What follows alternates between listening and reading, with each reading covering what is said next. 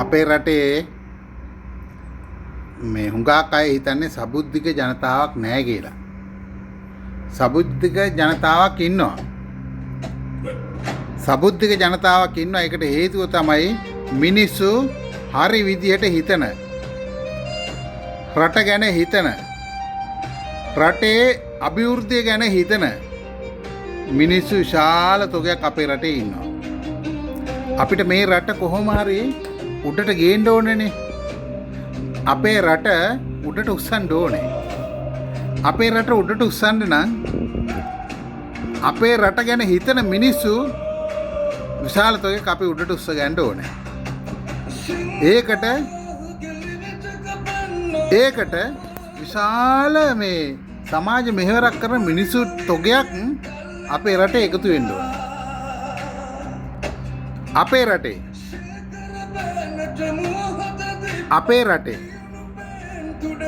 මිනිස්සුන්ට හිතන්න බැරි වුණත් හිතන්න පුළුවන් විදිහට රට මෙහෙවන එක කලාකාරයන්ට විශාල වගකීමක් තියෙනවා. ඒ වගකීමේ එක පුරුකක් තමයි ධනංජය සිරිවර්ධන. ධනංජය සිරිවර්ධනගේ මේ දවස්වල ITN එකේ ජාතික රූපවාහිනියේ යනවා එක ටෙලි නාට්‍යයක් තාපෙන් පැන්න කියලා. හැමෝම බලන්නේ. මොකද දන්නවද? ඒක අති විශිෂ්ට නිර්මාණයක්.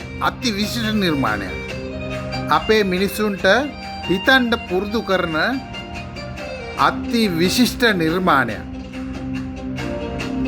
එහෙම තමයි වෙන්න ඕනේ. මොකද දන්නවද හේතුව? අපේ රට වෙන තලයකට ගෙනියන්න ඕන නම් වෙනස් විදිහට හිතන මිනිස්සු අපි හදන්න ඕනේ. ඒක නිසා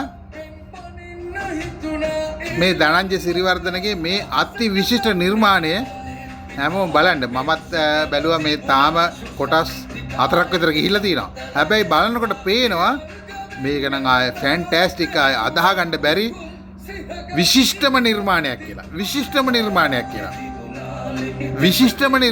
කියලා. හැමෝම බලන්න. මේ රට අපි වෙනස් කරගන්න ඕනේ. මේ රට හොඳ තැනකට අපි ගෙනියන්න ඕනේ. මේ රට බුද්ධියේ රාජ්‍ය බවට පත් කරගන්න ඕනේ. ඔය හැමෝම එකතු වෙන්න ඕනේ ඒකට. සියලු ජනතාව එකතු වෙන්න ඕනේ ඒකට. මේක බුද්ධියේ රාජ්‍ය බවට පත් කරගන්න ඕනේ. හොරුන්ගේ, මංකොල්ලකාරයන්ගේ, කුපාඩියන්ගේ, ස්ත්‍රී දූෂකයන්ගේ රටක් නෙවෙයි මේක. මේක අපේ රට, බුද්ධ දේශය, බුදුහාමුදුරුවෝ වැඩි බිම, 3 සැරයක් වැඩි බිම. අපි මේ රට හදන්න ඕනේ. මේ රට අපි හදලා හොඳ තැනකට ගමු. ඔක්කොම එකතු වෙමු.